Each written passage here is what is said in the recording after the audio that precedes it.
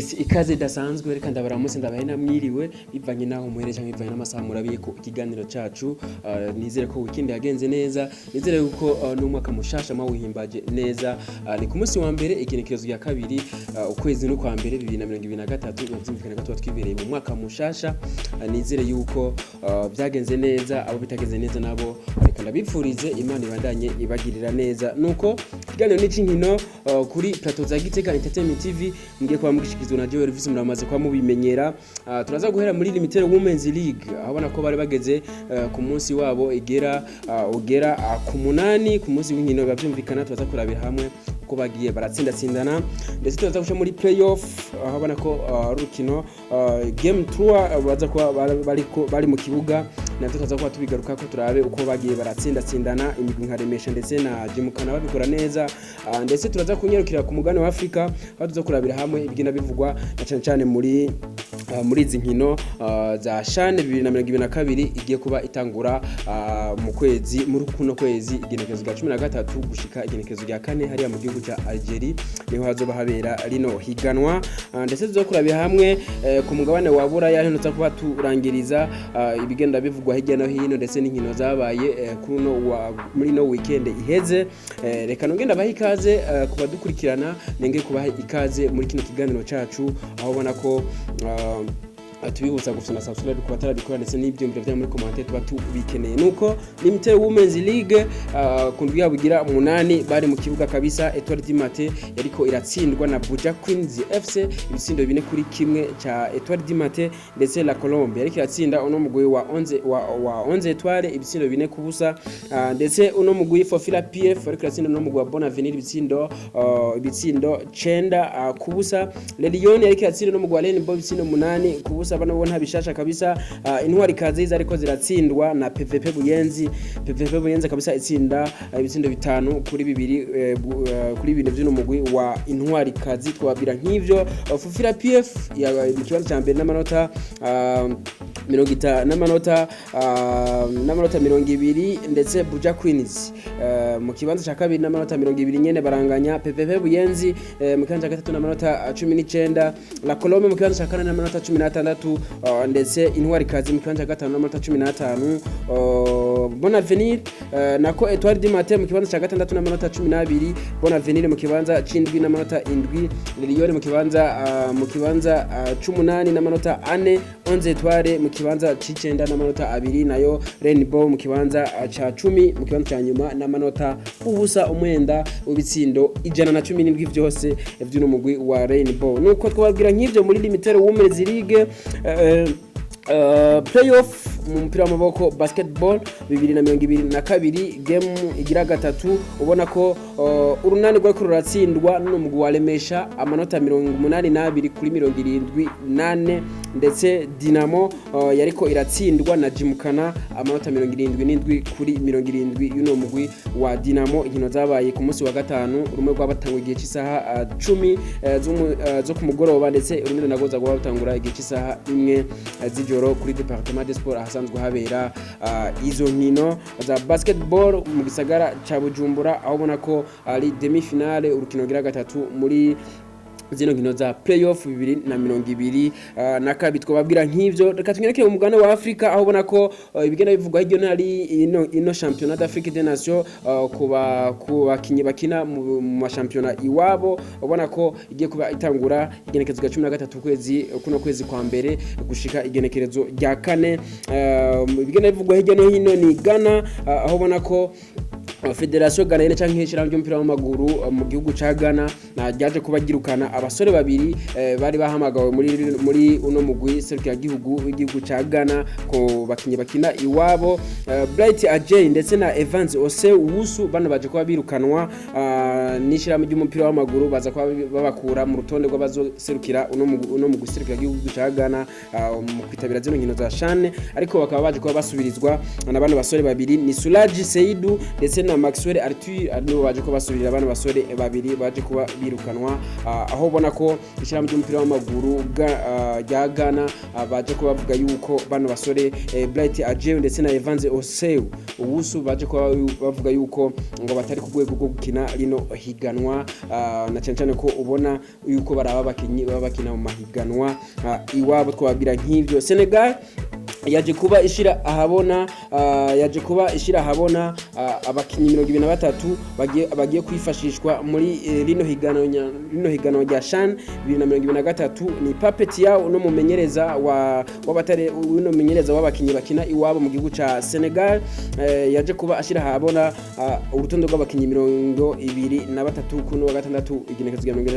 31 niho yaje kuba ashira ahabona abasore 23 bazokina rino higanwa rya CHAN. Ni Aliou Badara uno yaje kuba togwa nk'umunyegol ndetse Pape Mamadou nabo ndetse na Pape Abdoulaye nabo baje kuba batogwa nk'abakinyi bazokina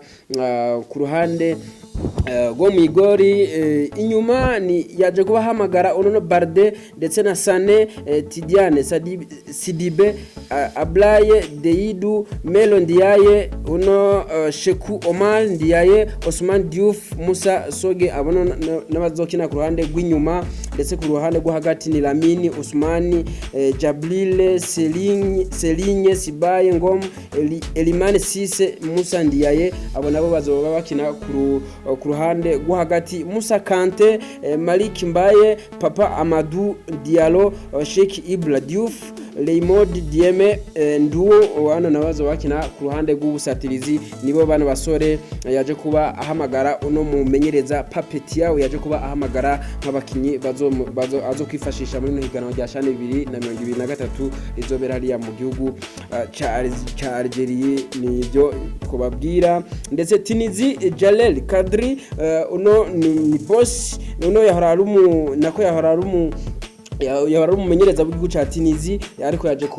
kuba asezerera avuga ati jewe ndademissionye ku rwego rw'umumenyereza no mugwi wa Tunizi ariko ni nyuma yaho yaje kuba kabisa atavyitwaramwo neza mu gikombe c'isi ni nyuma yo gusezererwa ni nyuma yo kunganya ubusa kubona umugwi wa Denmark mu gikombe c'isi twagiye tubibabwira ni mu gihe yaje kuba avuga ati je ndademissionye mu kurane bwo kumenyeza uno mugwi wa Tunizi ariko uburongozi bw'umupira w'amaguru mu gihugu ca Tunizi baje kuba bamwongera amasezerano bamusaba yuko yokongereza amasezerano ari nako baje kuba bamuha amasezerano y'amezi 12 umwaka wose gushika mu 2024 ari nako bashaka yuko ashobora kuba amenyereza uno mugwi wa Tunizi mu nkino za CAN canke Coupe d'Afrique des Nations 2024 izotangura mu kwezi kwa mbere 2024 hariya mu gihugu ca Cote d'Ivoire ahazobera izo nkino nuko baje kuba bamusaba yuko ashobora kongereza amasezerano ndetse uno mu Jalel Kadri akaba yaje kuba yongereza ano masezerano y'amezi 12 twababwira nk'ivyo ku mugabane wa Afrika nayo ku mugabane wa Buraya. Ku mugabane wa Buraya ni nkino zabaye guhera ku munsi reka turabire hamwe ku nkino zabaye guhera ku munsi wa gatanu. West Ham yariko iratsindwa n'umugwi wa Brentford ibitsindo 2-0 ndetse Liverpool iratsinda ibitsindo 2-1 n'umugwi wa Leicester City ndetse aho ari mu gihugu c'Ubwongereza muri Espagne uno mugwi wa Getafe iratsinda ibitsindo 2-0 n'umugwi wa Mallorca. Celta Vigo yari kiranganya ubusa igitsindo kimwe kinini n'umugwi wa Sevilla. Cadiz yari kiranganya igitsindo kimwe kinini n'umugwi wa Almeria. Real Madrid yari kiratsinda n'umugwi wa Real Valladolid kabisa ibitsindo byinjijwe n'umusore n'uno mugabo Karim Benzema afise Ballon d'Or y'umwaka wa 2022 yaje kuba kabisa garuka mu higanwa ameze neza inyuma y'uko utitabira gikombe c'isi. Nuko kuruno wa gatatu naho Manchester United yari bikora neza na itsinda igitsindo kimwe kubusa uno mugwi wa Wolves ndetse Crystal Palace yari kiratsinda ibitsindo 2 kubusa uno mugwi wa Bournemouth ndetse Fulham yari kiratsinda uno mugwi wa Southampton ibitsindo 2-1. Manchester City yariko iranganya igitsindo kimwe kinini n'umugwi wa Everton ubona ko bitaje kuba byorohe kabisa Manchester City. Newcastle yari kiranganya ubusa kubuni n'umugwi wa Leeds United ndetse Arsenal nayo ibikora neza mu gutsinda uno mugwi wa Brighton ibitsindo 4-2 nayo mu gihugu mu gihugu ca Espagne. Barcelona yariko kiranganya igitsindo kimwe ku kindi n'umugwi wa Espanyol. Barcelona derby kabisa yi Barcelona bitaje kwa biyoroha kabisa ino mugwi wa Barcelona, ndetse Real Sociedad yariko iratsinda ibitsindo 2 ku busa n'umugwi wa Osasuna. Villarreal yariko iratsinda ibitsindo 2-1 ca Valencia. ubona ko ino mugwi nka FC Barcelona kabisa bitaje kwa bigorera mu ino derby Barcelona. Ari nako ari urukino rwavugije abatari bake, ni urukino benshi bagenda bidogera yuko umuhagarikizi yaruhagarikiye bitaje kuba ngo abikora nabi, ngo yerekanye urwego ruri hasi. Ari nako uno mugwi FC Barcelona ariko bikaba bitaje kuba bigumiza mu kibanza ca mbere, ariko bakabanganya no mugwi umukeba wayo ari Real Madrid amanota 38. Twababwira nk'ivyo kuno w'Imana ni Tottenham Hotspur yariko iratsindwa na Aston Villa ibitsindo 2 ku busa. Chelsea yakiranganya igitsindo kimwe ku kindi n'umugwi wa Nottingham Forest, ndetse mu gihugu cy'Ubufaransa Toulouse yariko iratsinda no mugwi wa Ajax ibitsindo 2 ku busa. Nantes yariko iratsinda igitsindo kimwe ku busa no mugwi wa Auxerre, ndetse Monaco yariko iratsinda no mugwi wa Stade Rennais wa Stade Brestois igitsindo kimwe ku busa. Angers yariko iratsindwa na Lorient ibitsindo 2-1. Ubona ko Olympique Lyonnais yariko iratsindwa na Clermont igitsindo kimwe ku busa. Paris Saint-Germain kabisa itoroherwa imbere y'abasore wa Lens ibitsindo 3-1 cha Paris Saint-Germain. Ubona ko nabo bitaje kuba bigenda neza. Twababwira nk'ivyo ku nkino zabaye muri weekend. Ubona ko kuno wa mbere hari nkino baza kuba bari mu kibuga abatari bake. Ubona ko Arsenal za kuba ari mu kibuga na Newcastle igice isaha 3:45. Ayo masaha nyene Everton za kuri mu kibuga na Brighton, Leicester City za kuri mu kibuga na Fulham, Manchester United za kuri mu kibuga na Bournemouth igice isaha 4 z'ijoro. Twababwira nk'ivyo ku nkino zitegekanijwe kuri uno wa mbere. Reka turangirize kuri zino nkuru zibiri. Ni Rudi Garcia unoni mu boss w'ino equipe yo mu gihugu ca Arabie Saoudite Al Nassr, inyuma yo kurokita umusore uno mugabo CR7. ari nako yaje kuba avuga ati je ndifuza mu ndoto zanje ndashaka kuzana mu migambi yanje fise ndashaka kuzana uno King Lionel Messi, nawe ndashaka kumuzana muri ino equipe ya Al Nassr. Murumva ko uno mu boss ashaka yuko atunga abakinyi b'amateka kabisa babiri, ari nako ubona ko ari CR7 ndetse na Lionel Messi bakinye byo bari vyiza kabisa bakinye muri equipe imwe. Ari nizo ndoto no mugabo Rudi Garcia afise nkuko kinyamakuru via Marca kivyandika. Nuko Xavi Hernandez inyuma yo kunganya igitsindo kimwe ku kindi nuno mugwi wa Espanyol Barcelona derby Barcelona kabisa yaje kubavuga amajambo akomeye cyane kuno muhagarikizi yahagarikiye no rukino rwabahuje na Espanyol Barcelona. Ubona ko uno muhagarikizi yaje kubatanga ikarato 16 zose z'umuhondo, ari nako haje kuba haboneka ikarato zibiri zose zitukura. Jordi Alba ku ruhande rwa FC Barcelona, ndetse no musore azwi ku izina rya Vinicius Sunza nawe yaje kuba ahabwa ikarata itukura. Uno musore rero uno mugabo nako Xavi Hernandez yaje kuba avuga amajambo adasanzwe, avuga ko uno muhagarikizi Mateo Lahoz w'umunya Espanyol yaje kuba avuga ati uno muhagarikizi kabisa nitubona urwego rwiwe kumwe atera asubira inyuma, ati yerekanye urwego ruri hasi cyane kuno rukino,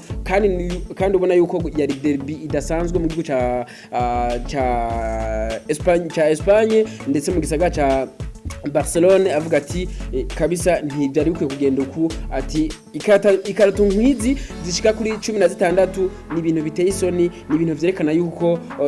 yerekanye urwego ruri hasi mu guhagarikira urukino rw'abahuje. Murumva yuko Xavi Hernandez ataje kuba anezererwa n'ivyavuye muri rino rukino,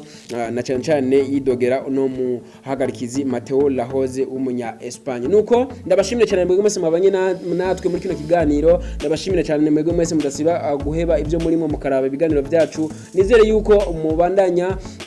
muryoherwa n'ibiganiro byacu. Reka ndabipfurize umwaka mushasha, ndabipfurize no kubandanya mu ururanirwa, ndabipfurize Imana ibandanye ibagirira neza mu byo muba murimo. Dure mu biganiro byacu byo hanyuma. Ciao ciao.